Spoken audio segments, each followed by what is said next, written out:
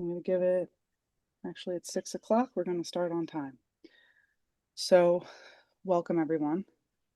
Tonight's presentation is being recorded. So, if I do, I'm actually over here, so I'm not hearing the echo. So, if anybody needs to jump off or wants anything repeated, of course, I can always repeat things live, but this will be recorded and I'm going to make it into a YouTube link and I'll send out an email this evening so anyone can listen to it after the fact with the presentation slides. And I even made a recipe packet for everyone too. But if anyone has any questions or if the screen stops sharing, just please feel free to shout out. It's not a problem. Okay, so today's outline, we're going to first go into what is protein as a macronutrient and in terms of its function in our body. We're going to go into the benefits of having enough protein in our diet, touch on, of course, how much do I need in my day in terms of meals and snacks. We're going to go into how protein can support strength training, and we'll go into some easy protein forward meals and snacks, and of course, tap on supplements too.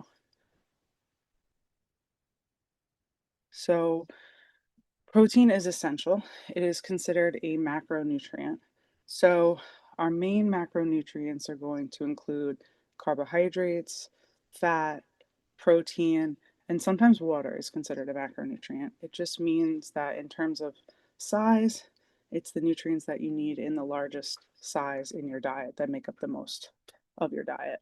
So, with protein, if we don't eat protein, our body cannot just make it for us per se, right? So, protein helps to make up every cell in our body. It helps to create digestive enzymes, for example, salivary amylase. When say we have a slice of bread, for example, and our mouth already starts to break that down with the enzyme amylase, that is a form of protein, that enzyme helping to start that digestive process. Also, other enzymes throughout our digestive tract, for example. Proteins are required for muscular health. So you want to see your muscle as your protein reserve, right?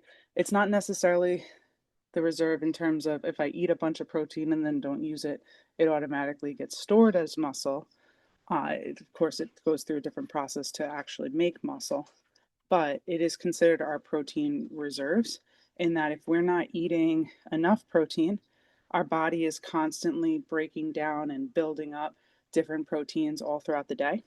So, for example, if I don't eat enough protein in my diet and my body needs it to make different tissues or immune cells, I can then in turn break that down from muscle to help make those different tissues or immune cells. So it's quite literally one of the building blocks of the human body. It's required for making different hormones. It's required for the movement of hemoglobin, making of fibrin, especially if our body needs to form a clot. And it actually supports the expression and regulation of DNA and RNA. So, in terms of transcription of genes. And like I was saying earlier, protein helps to make antibodies and all sorts of different immune cells. So, this is often why people will say try to make sure you're eating when you're sick or make sure you're eating enough during cold and flu season so that your body is making enough in terms of those cells to support your immune system. Why protein matters in terms of weight loss or maintaining a healthy body composition is really more the angle I'd rather take, if that makes sense. So, protein does have a higher thermic effect of food, meaning that your body burns more energy or calories to digest it. It also, like we were saying, supports lean muscle mass. Our muscle is our metabolism. So if someone loses weight very quickly and it's indiscriminate of muscle or body fat in terms of the weight lost, some individuals will say, oh, my metabolism dropped. Well, that likely means they lost muscle. The more muscle you have, the more mitochondria you have, the more calories you're burning at rest just to survive. This is in part why males typically burn more calories than females. Males have more testosterone, which typically leads to more muscle mass. More muscle mass typically means a greater need for calories. So, of course, building muscle helps to build up your metabolism. It keeps you fuller longer. So, protein helps to initiate satiety hormones. It also is slower to absorb throughout your GI tract, meaning when I eat protein, including dietary fat too, right? Fat doesn't get enough credit for this. They're just bigger molecules in structure. So when they enter the stomach, it requires digestive acids and juices to further break that down. And it takes more time to digest those more complex nutrients, protein and fat, than, say, simple carbs. So it's going to keep you fuller longer and move through your body more slowly, therefore helping you to stay, starve off maybe some cravings or early hunger before a meal, say. Because it digests more slowly, when we eat, say I have a sandwich, right, with, some tuna, a little olive oil based mayo, and some, whole grain bread. We've got protein, we've got carbs, we've got fat in that meal. And when we chew that all down together, it all mixes together in the stomach.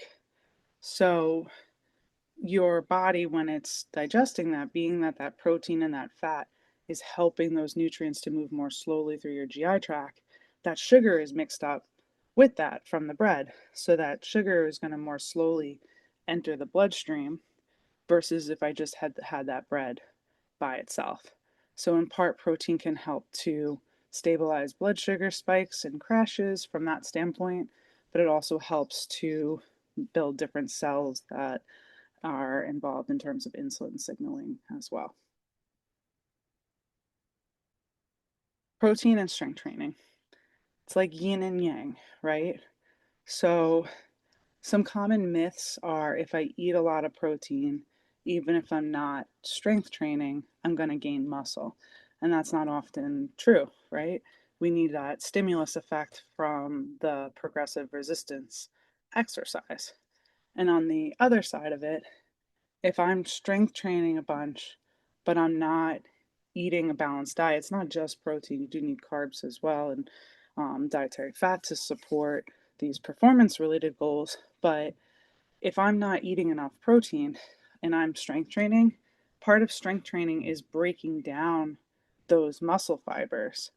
And then now, when I go to eat my meal after I train, and then of course I sleep, that's allowing my body to recover and repair and now build that muscle up stronger. So it's quite literally yin and yang. They both have to work together to create that muscle, right? If someone is looking to gain strength, typically aiming for 2 to 4 times per week strength training sessions, and we're not looking for 1 rep maxes, of course, or the heaviest of weights, but it's more so about consistently over time training. Typically 2 times a week is good for maintenance and maybe some building depending on where we're starting. 3 to 4 times a week is really where you do see a lot more strength benefits, especially if you are eating a balanced diet and supportive of your protein intake. A really great tool that we have at Elevation Fitness and Functional Nutrition RX, you could see here on the right hand side, is the InBody scale. This is a de-identified scale. As you can see, it says Jane Doe at the top. It's from the actual InBody website as a sample, but it will show you your, of course, weight, but weight is made up of 4 components, right? Our muscle, our body fat, our hydration status or our water, and our bone. 3 out of 4, we really want to take up space, and it's okay to have weight in those 3 categories in terms of bone, our hydration, and our muscle. Body fat is still important. However, we just want to keep that in um, in certain guidelines. So if you're looking to understand your current muscular makeup and track over time your progress, utilizing the InBody scale or a bioelectrical impedance analysis scale. They do have them at home, called BIA scales for short, just to get a trend of your muscle. Of course, fluid status can influence this. Our InBody is actually a little bit more in depth than this sample here, as but we also measure intracellular and extracellular water, so that could also give us a little bit more information. But it's good to get some kind of measure of your muscle mass, or even measure, how many reps, how much weight, and how many sets you're doing of some particular exercises, to note if you're making progress with your strength. So you can measure the body itself, and also performance outcomes if muscle mass and strength are your goals. So your body, your baseline. So age, body size, health conditions, performance in terms of your exercise output, all shapes your protein needs. So of course, working one-on-one with a registered dietitian can give you more specifics to your exact needs, but we're gonna calculate this together tonight as well, just to give some general guidelines. Just a heads up, at Functional Nutrition RX, we do accept insurance. So if we do accept your insurance for tonight's presentation, we likely accept your insurance for one-on-one nutrition counseling for you to, discuss your private individualized needs with a registered dietitian. So activity and goals matter. Your appetite is important to take into account as well. And of course, your goals. More when it comes to protein is not always better. And of course, we want to balance all other nutrients in this picture. So first, Xena, my dog's hitting the water dish with her collar. Sorry, guys. Um, so first is, how much protein do I need per day? So first you want to find your weight in kilograms. So this is typically what dietitians utilize to calculate our baseline protein needs. So if you guys want to take out your phones or a piece of paper and a calculator to start to calculate this, that could be a useful tool. Or if you want to do this at another time when you have the slides and can replay the presentation, that also works. But I find it's best as we're going through it.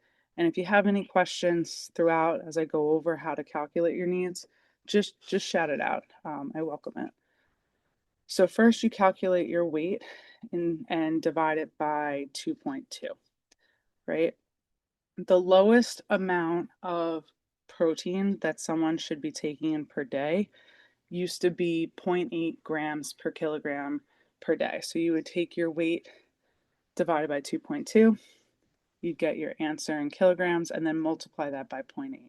However, that's considered the absolute lowest. And now most experts are agreeing that it's actually 1 gram per kilogram per day. So that's really just your weight in kilograms is essentially your minimum amount of protein per day. However, most active adults need much more protein.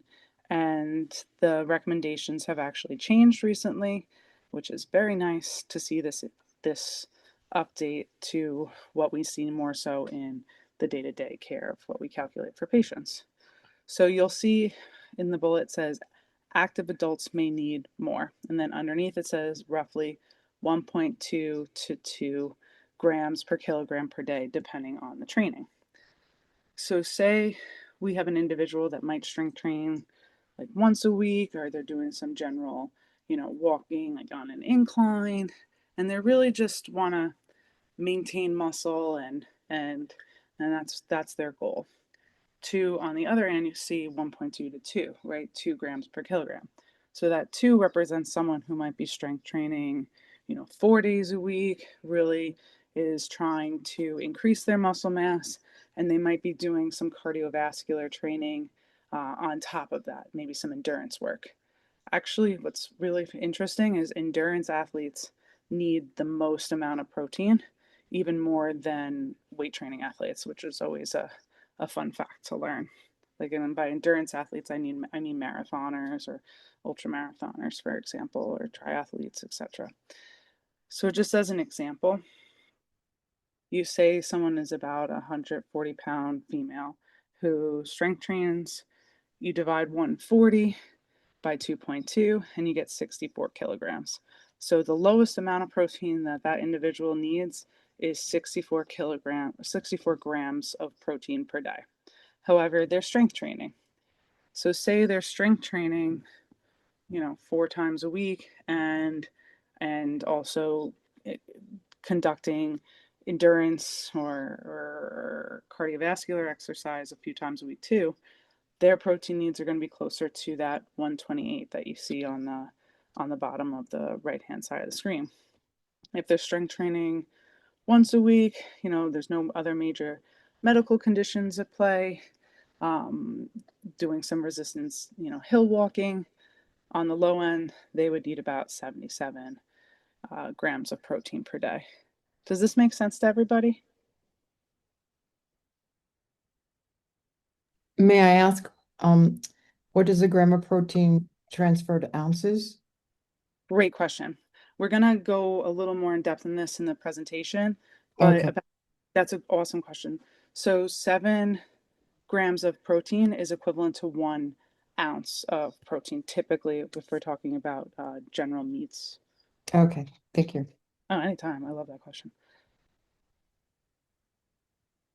So now, how do we figure out, okay, we know how much we need per day, but what does that translate into my meals? What about my snacks? Right? So most individuals need about 3 meals per day, breakfast, lunch, dinner, and maybe, 2 snacks. So say this individual's total protein for the day that they calculated and needed is 102 grams. We're going to divide that by 4. Where am I getting 4 from? 4 is for 3 meals and 2 snacks. And we're going to say the snacks are the size of 1 meal, right? So stay with me. So if I divide 102 by 4, I get 26 grams of protein per meal, but that would be 4 meals. So we're going to now next get our snacks. So if we're considering a snack as a half of a meal, we divide that by 2 once more and get 13 grams of protein per snack. Of course, there's a little finagling in there because that's kind of high for a snack for some individuals, that some might get put towards meals. But this gives a general aside that that individual who needs 102 grams of protein per day, we divide that by 4, and they need approximately 26 grams of protein per meal and about 13 grams per snack, give or take. Does that all make sense to everyone? Yes, may I ask another question? Yes, please. So is there a max amount of protein that you should eat at a meal? In other words, if you miss some protein during the earlier part of the day, can you load it up on another meal, or is there like you shouldn't eat more than 30 grams? Like, is there a max amount your body will absorb at one time? Trying to That's a understand. No, that's an excellent question because for a long time it was thought that 30 was the cap and then 40 was the cap, but Hmm. they actually recently found that if your body needs the protein, it will absorb it. You're We're going to go into a little bit, like, it's always best to spread it out throughout the day, but the Yes. first goal is to, reach your total protein for the day. So if say my Okay. breakfast was like, yeah, 10 grams, but I made it up at lunch and dinner, that's still okay. Okay. And then are you going to go into the quality of protein? Are you just talking about like meat-based protein, or is there, like you're going to talk about that at all? I'm going to go a little bit Okay. into protein quality because that we're going to actually save for like a plant-based eating presentation later in the Okay. year. But Okay. yes, we are going to touch on that for sure. Okay. Thank you. No, anytime. Thank you. So this was a perfect question, so it segued really nice to this slide. So we really want to spread our protein out throughout the day. Now, part of it's like I touched on a bit in terms of your protein.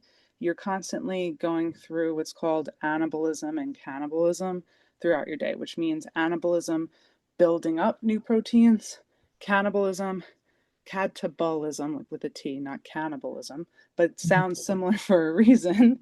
And it's easy to remember.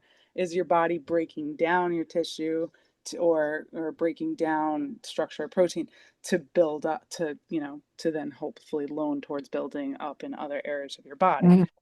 So, um, for example, you want to spread those amino acids out throughout the day. So, amino acids are the smallest breakdown form of protein, right? So, protein breaks down into amino acids, like how Mhm. carbs break down into sugar or glucose, and fats break down into free fatty acids. So, we want to keep a constant supply of amino acids in our bloodstream so our body can utilize those first before having to tap into our skeletal muscle or smooth muscle or cardiac muscle to use towards, say, making immune cells or enzymes or hormones, etc. So spreading out protein throughout the day typically means for most individuals somewhere between 20 and 30 plus grams of protein per meal based on their needs. Smaller snacks help to fill the gaps. But when you spread protein out throughout the day, it's also supporting muscle synthesis so that you're less likely to tap into those reserves, like I was Mhm. like how I was just stating. And also, each protein containing meal gives a new supply of amino acids to that bloodstream.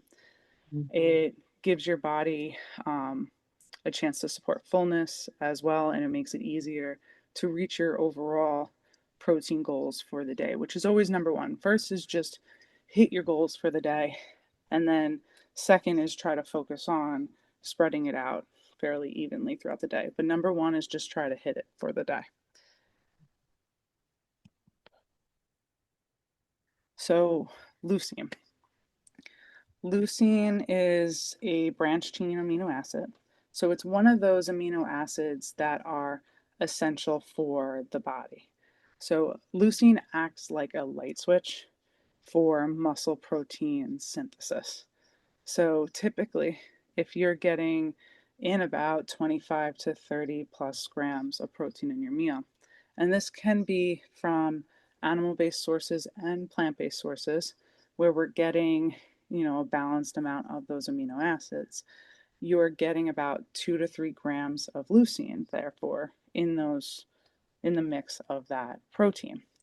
If you get, stay with me, about 2 to 3 grams of leucine in your meal, it's like activating or flipping the light switch to activate this muscle protein synthesis as it activates, how we say, a reaction called mTOR synthesis. If you may have read a little bit about that or heard a little bit about mTOR synthesis, essentially that activates the growth of muscle.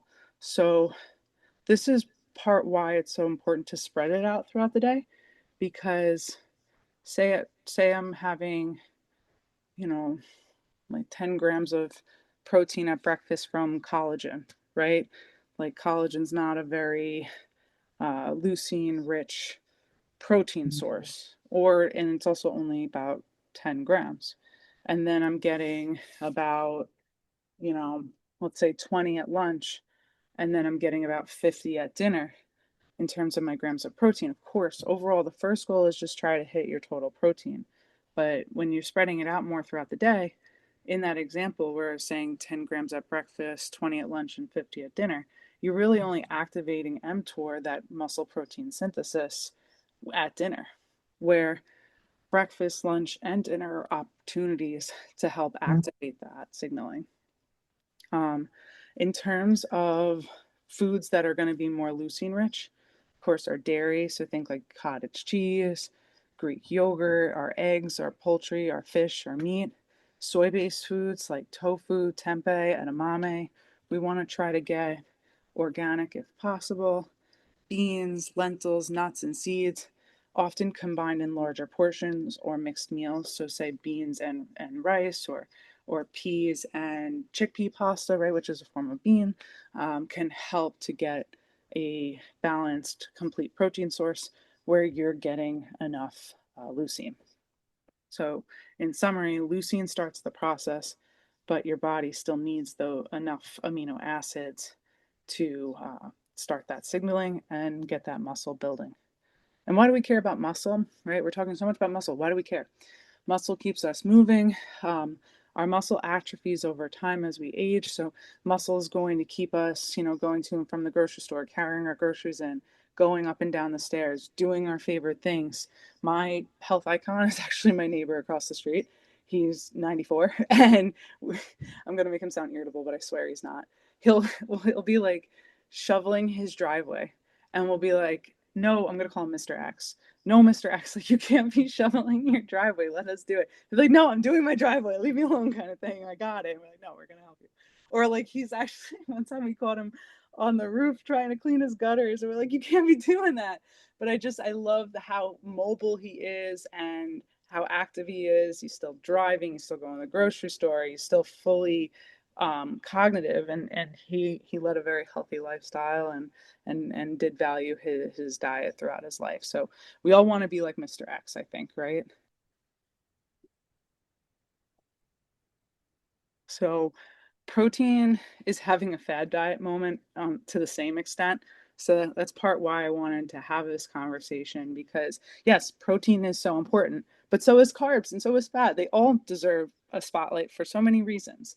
So we're seeing it in social media, protein powders on the news, protein bars, all this, information like protein, what is it? Protein filled Pop Tarts, protein popcorn, protein cereal, all this stuff. And some of it is really helpful, but we just don't want protein to make up the bulk of our diet, right? Typically, protein is about 20 to 35% of the diet.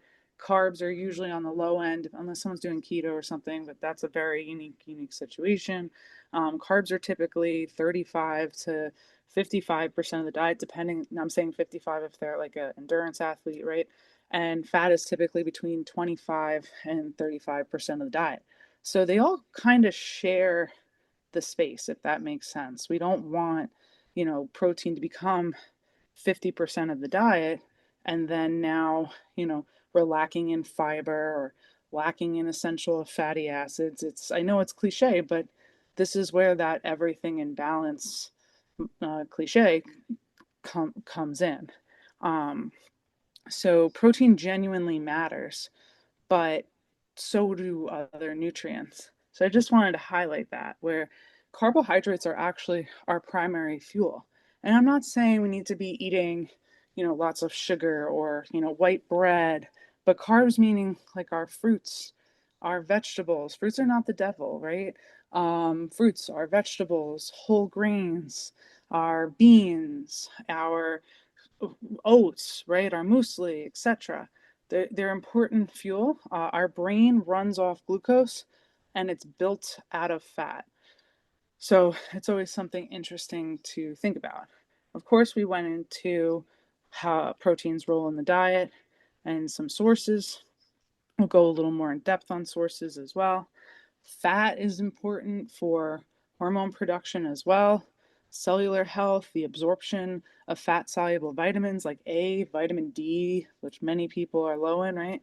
Vitamin E, vitamin K, and sustaining our energy. And we know olive oil is the cornerstone food of the Mediterranean diet, right? And that is a healthy fat. All of them belong on your plate. And I know it can be a little confusing. So I put a little Venn diagram on the right that shows foods that are in each of these major macronutrients and where there's some overlap. So for example, like beans, tofu, you could see are protein and carbs, right? You could see fats, right? Like our New York strip steak or salmon or bacon, and our eggs are fats and protein. Milk is always interesting. It's always like a fun fact to me that depending on the type of milk, but let's say a whole milk has protein, carbs, and fats. And I'm not endorsing and saying, oh, eat a lot, drink a lot of milk or eat a lot of bacon. I'm more so just highlighting how some of these nutrients overlap. And that's why I love beans, right? Beans are a great way to get some protein and some fiber and a little bit of carbs. So a win-win right there. So how much is in my food, right? We calculated about, our needs of protein for the day approximately, our meals, our snacks, but what does that translate to on my plate? So often I run in practice that someone's saying, "Oh, I have, 2 eggs at breakfast." Okay, that's awesome. We love eggs, right? There's lots of choline in there. If it's pasture raised, you're getting some omega 3s. The egg white is one of the purest, most bioavailable forms of protein that you can absorb. But one whole egg is approximately about I want to change this image. I wanted it to have the grams, not the calories. Sorry, I'm going to change this in the slides when I send this out to you guys, so you know. So one whole egg is about 7 grams of protein. So if I'm having 2 eggs, that's about 14 grams of protein. But what if I need 30 grams in my meal? That's not really enough, right? So if someone has cheese, they might have a slice of cheese. Okay, that gets me up to 21 grams, but this is where you'll see people add egg whites. About 3 tablespoons of egg whites is 5 grams of protein, or about a half of a cup of egg whites is about 15 grams of protein. So it's a great tool to bring up the protein, and the egg whites in the morning at breakfast are, for the most part, purely protein. One of those 5-ounce cups of yogurt, the pre-portioned ones are typically about 12 to 15 grams of protein. So a fun hack is some people will take PB2 or PB Fit, that the it's a protein powder with the fat removed, and add that into the yogurt to boost up the protein. Still have healthy fat, like maybe some chia seeds or a natural peanut butter there to bulk it up. But if they had just added the peanut butter, it might not get them all the way up to their complete needs. For example, 1 ounce of cooked meat, poultry, fish is approximately about 7 grams of protein. So you can estimate that about, 4 ounces of a meat or poultry or fish is about 28 grams of protein. Um, of course, reading the labels is an excellent tool. I think for the top 20 foods that you tend to eat, day in, day out, check that label out. Know what's coming in on your diet and in your diet. And I know it can sound overwhelming to monitor, okay, my calories, my carbs, my fat, my protein. Start with, maybe one nutrient at a time. Maybe start with your protein, maybe start with general calories depending on your goal, and then, focus attention on fiber max, etc. So what I'm saying is break it apart so it's easier to manage. And of course, working one-on-one with a dietitian, we help to build the meals out with you guys based on your actual nutritional intake needs. Weighing your protein on a food scale from time to time can be a great tool, or at least reading the package that it comes in and how many ounces are in that package. So you could figure if you have, 16 ounces in the package that you are purchasing, that if you divide it into four, you're getting about what, 4 ounces per serving, or 20 grams. So this can be a good tool. And I'm also just going to attach a better table with the email that goes out that says, X amount of ounces, X amount of protein, instead of where it has the calories. I'm going to tweak that for us.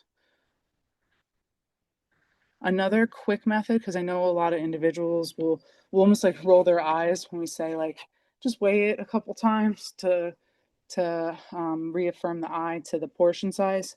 One of the easiest, fast ways to get an idea of how much protein you're taking in, or even just using it for general portioning, is using the hand method of portioning. So one fist is approximately, now everyone's hand's a little different, but approximately 1 cup. I'm a big fan of just using the measuring cup to scoop when needed, right? Like the oats out of the container, for example. 1 palm is typically about 3 ounces, or 21 grams of protein. See about a full hand as about 5 to 6 ounces, depending on the size of your hand. A thumb is typically about a tablespoon. That's about, typically our fats, or think like a dressing when you're having a salad, or a nut butter when we're maybe putting some peanut butter into our oatmeal. 2 fists typically use for your vegetables. So it's just a quick way to start to configure approximate portions on the plate. So, of course, when you're building your meals, you want to think first your protein and your starchy complex carbs, right? So we have our proteins, like our animal meats, can be, if we are a plant-based eater, that could be like our beans, our quinoa, our edamame, our tofu, or tempeh. Of course, our starchy carbs. If you are more of an omnivore, that could also be your beans, that could be your quinoa, that could be your pasta, that could be your brown rice, that could be potatoes, your squash, for example, your peas are some better starchier carbs. Then you want to think about adding color to your plate, like your fruits and vegetables, depending on the meal, and then topping with a little bit of a satisfying fat, whether that's avocado or olive oil or nuts and seeds. So this is just an example from the United States Olympic Committee sports dietitian, UNS University of Colorado. It's based in Colorado Springs. They put out a lot of great performance resources in terms of nutrition. So the plate method is a great general tool, depending on your level of activity. If it's like an easier training day, like I'm just going for a walk, maybe just training arms or maybe just doing some abs, or if I'm just focusing on weight management, we want to think about, of course, like making half our plate fruits and vegetables. If we're not used to having a veggie on the plate, as some individuals do say that to me, start with just having a vegetable on the plate, right? So even if we're used to 0% of the plate being veggies, can we make it, a third of the plate, for example? 1/4 of the plate being a protein, and of course, about 1/4 of the plate being that starchy or carb. Now, as your activity goes up, especially in terms of cardiovascular activity, this is where it becomes more of the peace sign uh, shaped plate, right? So we could see it divided into thirds between veggies, protein, and grains. And then for the harder training days, we're talking about, running, you know, a 10K. We're talking about triathlon day. We're talking about maybe long hikes spanning about, 7+ miles, right?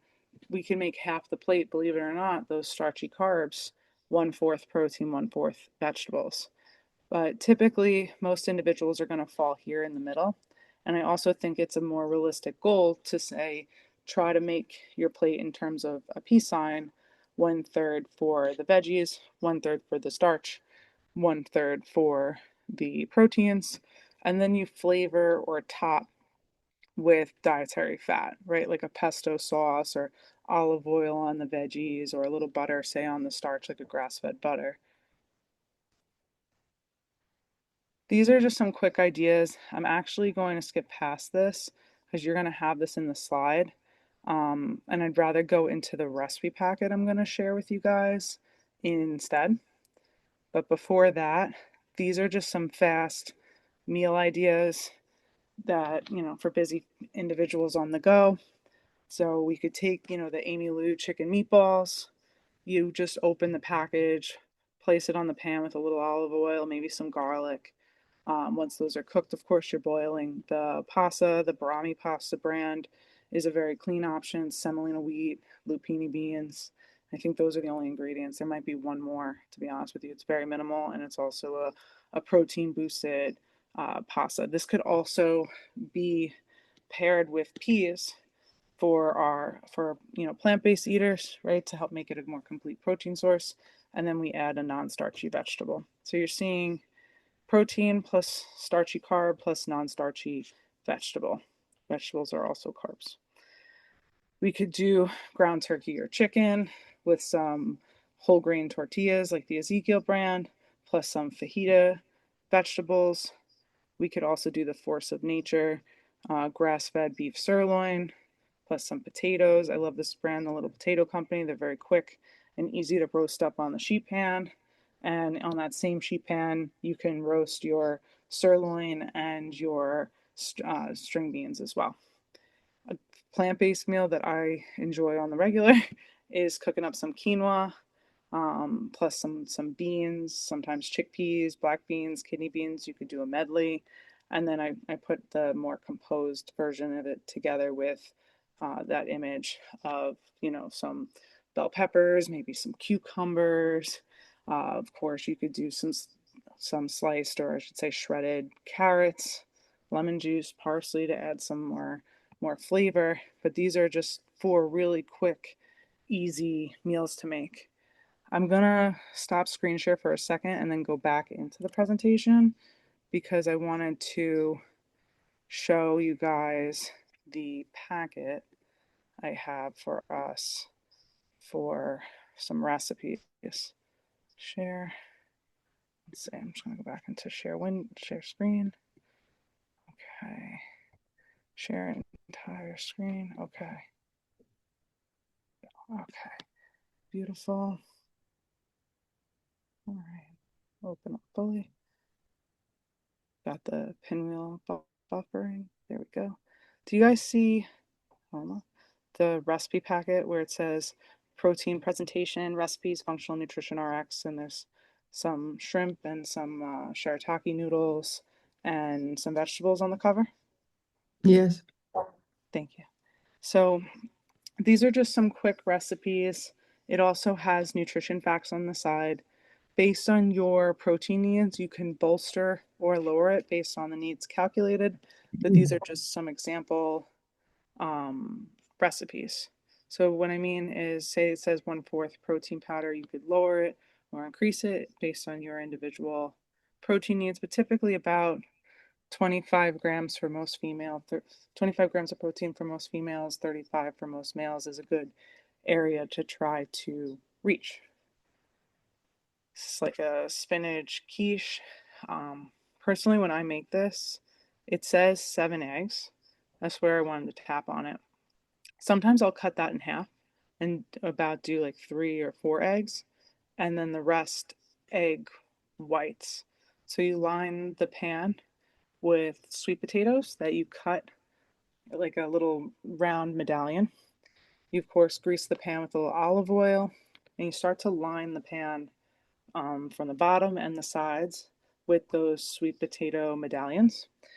The the more constructed way to do it is you bake it in the oven for a little bit, take it out, and then with a fork flatten it. If you're trying to be more time efficient, you just pour the egg batter, where you could throw in vegetables that you're trying to get rid of from the night before. You could follow the recipe exactly, but that's why I wanted to tap on it a little bit, is you can make this work for you, right? Say you cooked up a bunch of spinach the night before, or tomatoes or broccoli, and you want to use that up, throw that into the eggs, similar to how restaurants will use up vegetables to make a veggie minestrone, right? If there's different spices you want to throw in, try to customize this for you. And I think a quiche in the morning is a great tool because you can make it once. A lot of it's just assembling the batter and the sweet potatoes in the pie tin, and then you're baking it for 40 minutes. But you could set it and forget it and be cleaning your kitchen or going through your fridge, etc., while that's cooking. And now you have breakfast for a few days that you can just cut it, put it into the oven in the morning or the microwave or the air fryer, and be on your way. Cuts like a slice of pie. It's really nice. Fajitas. We can even swap this turkey with a vegan or vegetarian based tofu instead. That also works. Similar to these frittatas, and we don't have to put it in like a cast iron skillet. Make it work for the utensils and cookware that you have at home. And then these were just some quick dinners I wanted to share. The turkey and cabbage stir fry, the recipe itself looks different and it looks like it takes a longer amount of time than it does. But I wanted to share that, like, you just put a little olive oil in the pan, cook up the ground turkey. While that's cooking, you make a little spice mixture with the garlic and the ginger, for example, and the coconut aminos. And then once that's done cooking, you take a bag of broccoli slaw or cabbage and you open that up and you put that into the ground turkey and the sauce that you just made, cap it a little bit to let it steam on the stovetop, and then you're done. That's it. Very, very simple. It does lack a starch, so you could do a side of some beans if you'd like, but it's just very quick. So some smoothies are some great options, some Greek yogurt and cinnamon overnight oats. But I just wanted to put some quick and tasty options for you guys to lean on. There's about 25 different recipes in here. So I'm going to go back to the presentation and bear with me. Zoom always slows down my computer a little bit. Okay, present. Can you guys see my presentation slides? Yes. Yay, thank you. Okay, so those are just some quick options we can put together. In terms of snacks, again, everyone's needs kind of vary, and especially if someone's on a GLP, they might be eating more so 4 to 6 small meals. So their snacks might be looking a little larger and their meals might be looking a little smaller. But in general, snacks are typically about 100 to 250 calories, depending on the individual, typically ranging from 0 to 20 grams of protein, from 0 to 10 grams of fat, and about 15 to 30 grams of carbs. I put 0 to 10 for fat and 0 to 20 for protein is sometimes you take up that protein at another meal, right? And a healthy snack is pairing protein and or healthy fat with a complex carb. Now, I've gone into this diagram a lot, but we have some new faces too, so I always like to touch on this as it's very foundational. You have your carbohydrate spectrum here on the bottom left. On the left-hand side is our more complex carbs, like our fruits, our vegetables, our beans, and our whole grains. Then as I go across, those carbs are becoming more simplistic, meaning they're more refined or lower in fiber and typically a little higher in sugar, as you see on the far right-hand side. So if I have a carb that has no fiber and I'm not pairing it with protein or healthy fat, this is a graph over here on the right that demonstrates blood sugar plotted against time.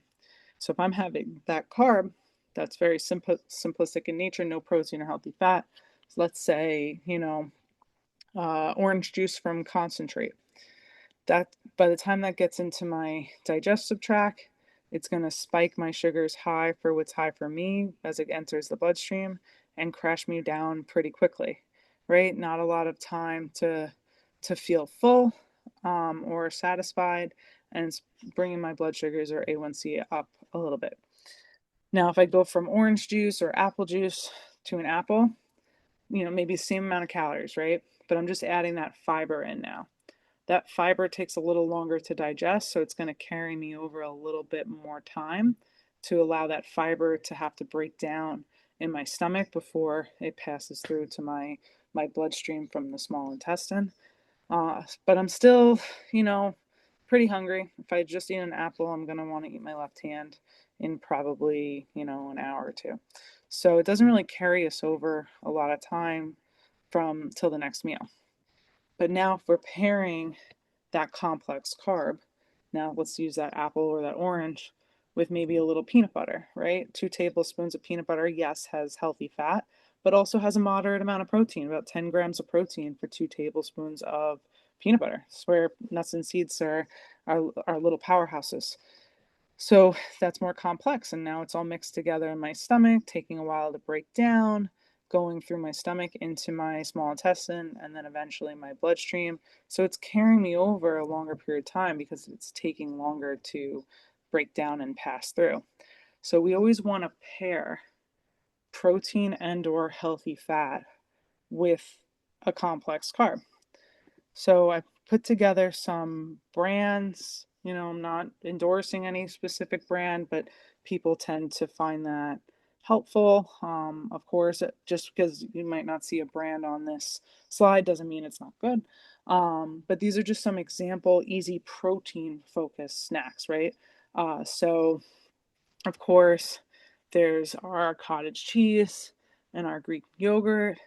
We have our, tuna packets, and you want to maybe try to pair that with some fruit or some veggies. Beans can actually be either carb or protein, which is very helpful. Sometimes just eating this little salad is a balanced snack, right? Um, you could do a little cottage cheese and make it savory with some pesto and some tomatoes and put that on a slice of sourdough bread. That could be a great little snack. You could do some crackers with some chicken salad, right? That can be a little snack. Or you could pair a hard-boiled egg with a orange or an apple. And I did put some uh, lower processed protein bars here, like the Go Macro bars, the Aloha bars, and the Rise bars. The Rise bars are just whey protein, honey, cinnamon, and almonds.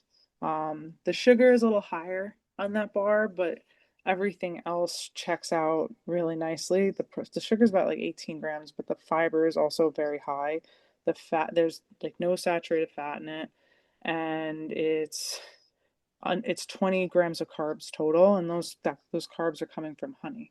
Of course, honey is still an added sugar, but to me, I'd rather it be honey than, you know, like table sugar, for example. But it's one of the more minimally processed bars, so that's why we put that on there. And we note that bars are tools. They're not our number one go-to. It's in lieu of having another healthier whole food option to resort to. Another hack I really love for snacks is taking a plain Greek yogurt and maybe putting like a little seasoning packet in there. So think maybe like a sour cream and onion packet and mixing that into a Greek yogurt and then dipping veggies in there, right? That can be a great snack. I'm plugging also the Sacha Inchi nuts. They're about 5 grams per serving of protein as well. The new Primal turkey jerky and chicken jerky and the chomps are becoming popular. They do have the celery seed powder in there, but there isn't a lot of nitrate and nitrite preservatives there. And for example, the turkey chomps are 12 grams of protein and 80 total calories. Just something to take a look at. The Wise chips are also a chicken-based chip, which is quite interesting as well, and it's actually more minimally processed.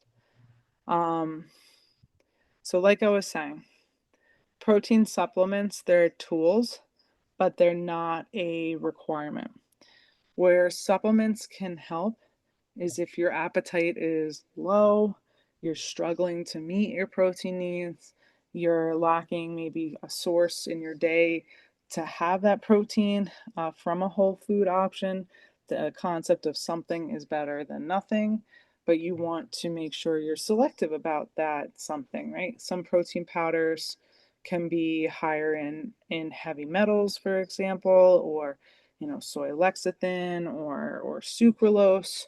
So you want to be mindful to read labels of what is in these protein shakes and powders. I do really like these third-party regulatory agencies here on the bottom, as you can see, the USP, the U.S. Pharmacological Association below. Consumer Labs is another great one. NSF, Clean Sport, um, of course, are all great seals to look for. Of course, they also have free apps, especially Informed Sport and NSF, that you could download and research some of your favorite protein powders.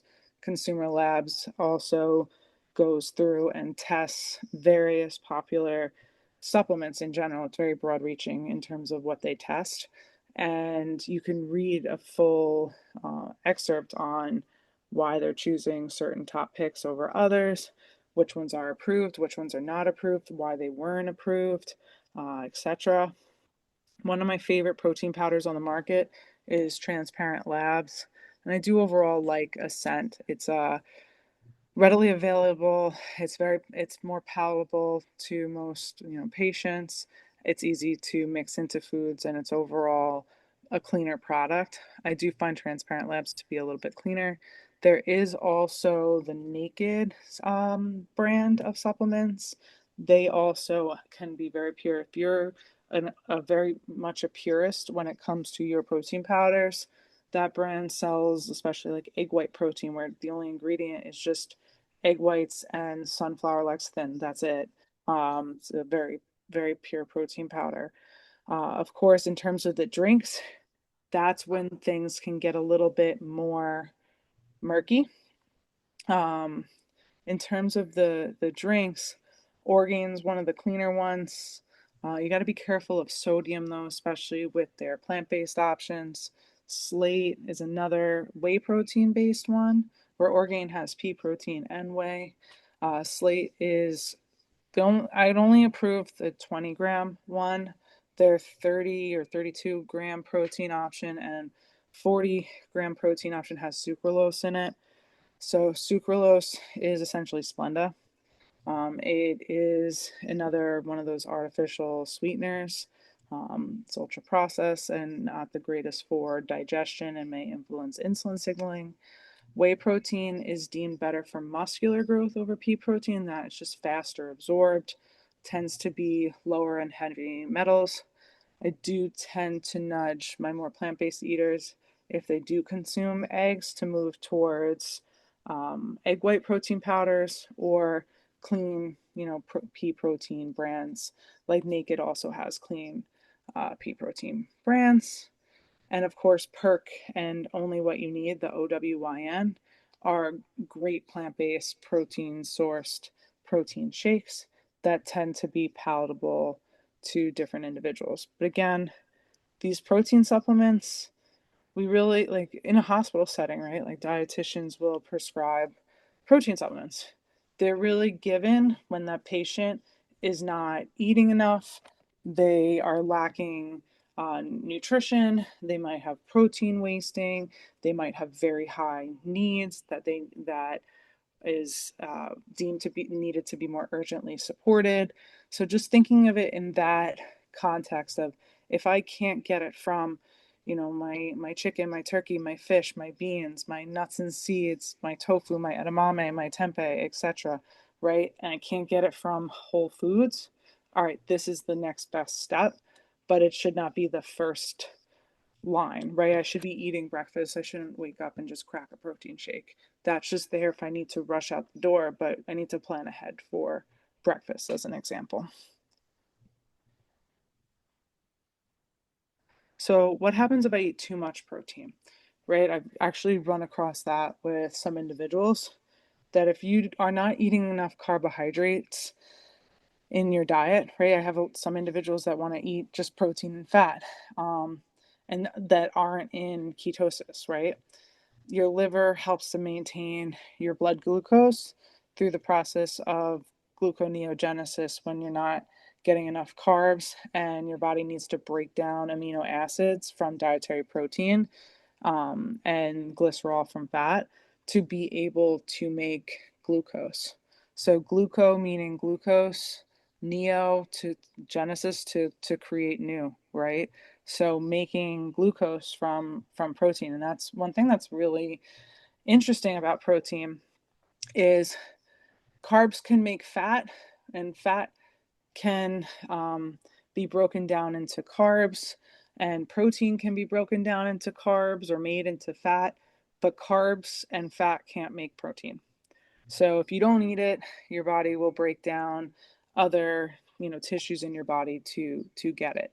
But if you're over consuming protein and are inadequate with carbs and you're not in ketosis, your body will actually utilize protein to make carbs. So it's just important to eat in balance. It doesn't take that much carbs to actually reach your needs. And excess calories still count, right?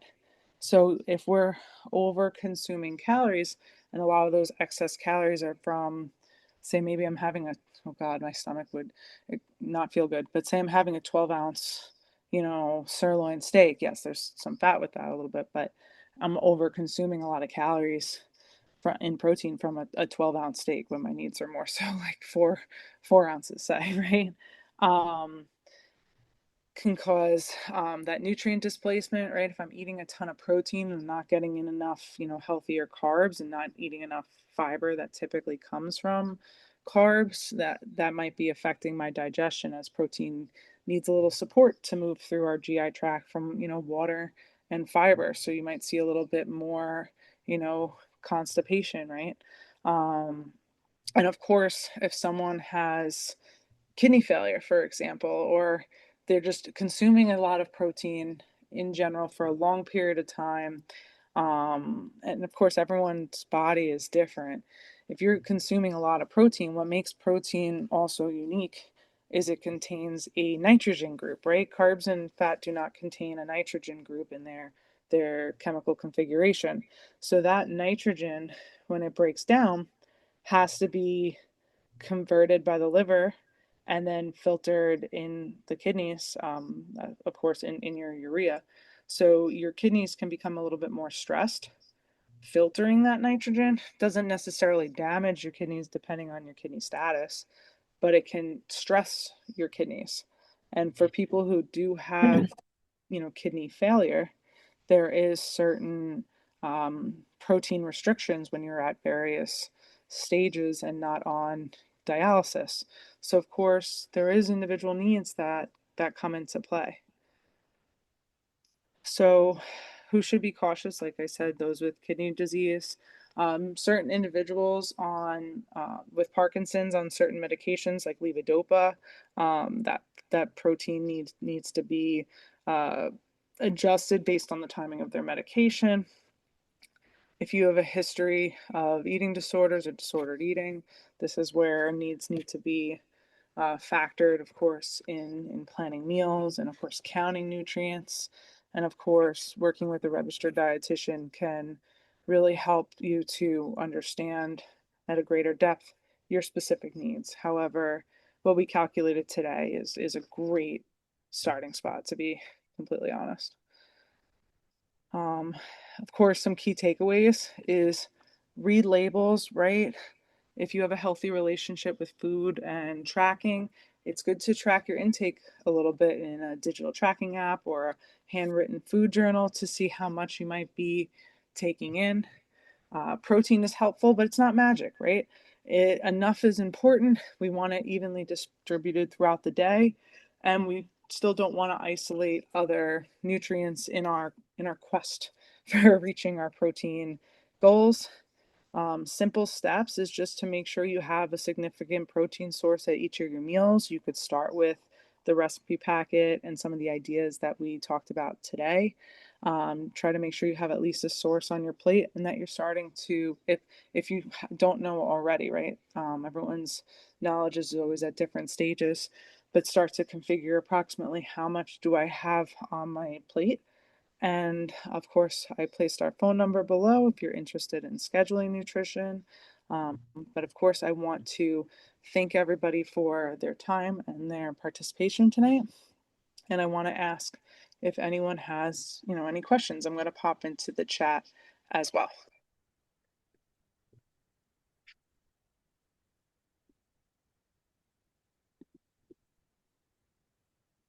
Oh, hey. Yes. Me who raised my hand? Yes. Sorry. I have lots of questions, but I'll start with one in case someone has another one, but I have like 5 questions. But my first question is, I see sometimes labels say complete amino acids. So is that something I need to look for? And how many are there? There are 8, 12, I forget the number. Oh, there's Or 9 essential, essential. 9. Yeah, Okay. 9 essential. It is important to look for, but it used to be stressed back in the day that you need to have all 9 at every single meal, which now it's more so deemed, okay, are you getting a good balance throughout your day? Okay. Yeah, Thank you. of And just course. one more, but all the other ones I'll wait to see if someone asks them. So I work out, I'm in small group training. I do 4 times a week. I eat something before I train, and then I eat after I train, a bigger meal after I train. Do you have any recommendations of what to be eaten before and then after? Absolutely. Okay. So, before so when it comes to performance and performance fueling, GI always needs to be factored in GI tolerance. But the general guidance is if you eat, 1 to 2 hours out, right? I'm not talking about under an hour. 1 to 2 hours out, you can get a little bit more protein in, like 5 to 10 grams protein. So you could get away with, say, a little bit of Greek yogurt, which will also have carbs and some protein in, right? You always want to prioritize carbs before you work out, Okay. but because protein's a little slower absorbing, that's why the time is pushed a little further out. Um, the closer someone is to the time window of starting their workout is when the carbs become more simplistic, meaning, say it goes from an apple to maybe like an hour, half hour before, or a rice cake to the minutes before someone works out, they really need to get something in. It's like a couple swigs of juice, for example. I'm a big fan of a rice Greek. cake with a little yogurt smeared on it, maybe some PB2. So if I do eat something 2 hours before, it could be a Greek yogurt like a protein, but right before, it would be like a juice. Is that what you're saying? Right, yeah, and Greek yogurt will also have carbs in it because carbs are the most essential Okay. nutrient to get And before I you work could, out. so okay, I could eat Greek yogurt like half hour before.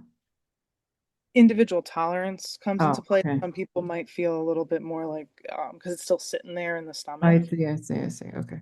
Yeah, so Um, closer to an hour out. It could be a plain fruit though. A banana is great before you work out. Okay, banana. Okay. And then what about after the workout? After, if you can align it with a meal, that's awesome. Yeah, that would be my breakfast then. Yeah, that's perfect. That would be the best way to go All right. about it. Thank Yeah. you. Great. Honestly, great questions. I really appreciate it. I like questions. I'm gonna pop in the chat because I see a few questions in the chat. Let's see. Let me scroll. Here we go. Um, well, thank you, Sandy. Stephanie, can you do a quick recap on pea protein versus whey? Okay, so whey protein is a little faster absorbing than pea protein. So if you're trying to time a protein powder or a protein supplement right after you work out, whey protein can be a little quicker absorbing. However, something is always better than nothing. Pea protein does contain, of course, protein. It's more likely to contain heavy metals, so you just want to make sure that you look into the sourcing of your protein powders. The Naked brand is great. Also, bulk supplements tends to be a very clean, highly ranked wholesale brand as well. Um, Casein is another protein powder I get questions about. It's a much slower absorbing dairy protein. So whey is also a dairy protein that is much faster absorbing. John, I'm a physical therapist who sees a lot of patients with Parkinson's. How would a patient taking carbidopa levodopa adjust their protein intake? So that is really done one-on-one with a registered dietitian doing MNT with that patient.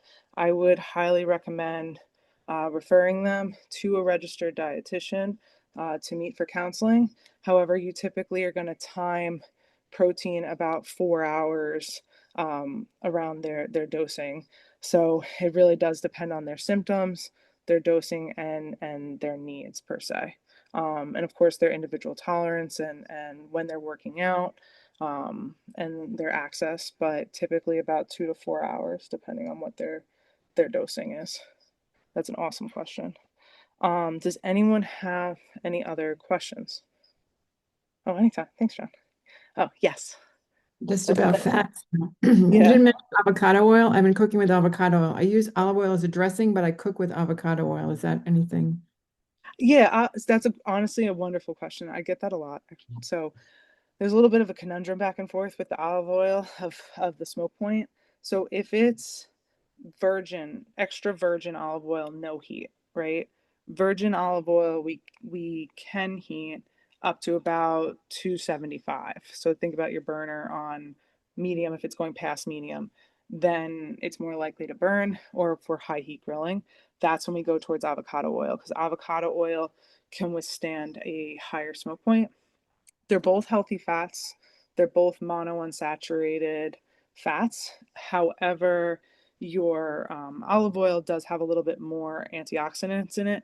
And if you're, of course, olive oil industry is a little murky. And even as a Sicilian, I'm like, go to Greece, go to Spain for your olive oil. I hate to say it, but the avocado oil is also really interesting when it comes to snacks nowadays, if anyone saw the recent UC Davis study. But the olive oil based snacks are less likely to be adulterated than the avocado based snacks. But typically with Okay. oils, Kirkland, yeah, California olive, those are good brands. Yes, I've heard about that. Yes, yes. And then you didn't mention anything about saturated fats. Is there, what percentage of your fats should be saturated? Do you have a number on that? The USDA says less than, 10% of your calories from saturated fats. If someone has, high cholesterol or different um, heart health related needs, under 7%. The general guidance is just that I like to say is try to just keep them as low as you can, to be honest. Yeah, low as possible. Thank you. Great question. Anytime. Yeah, we want to definitely start to do like presentations like this, but like one on, fiber, one on plant-based eating, one on dietary fats. Like, so we're trying to build up these different topics. So I love hearing everyone's questions because it lets me kind of gauge what everyone's also interested in too. Does anyone have any other questions? No. All right. Well, thank you guys for attending. I'm gonna put together the recap and send that out this evening. Have a wonderful night and be well. Bye, guys. Right, thank you. Thank you.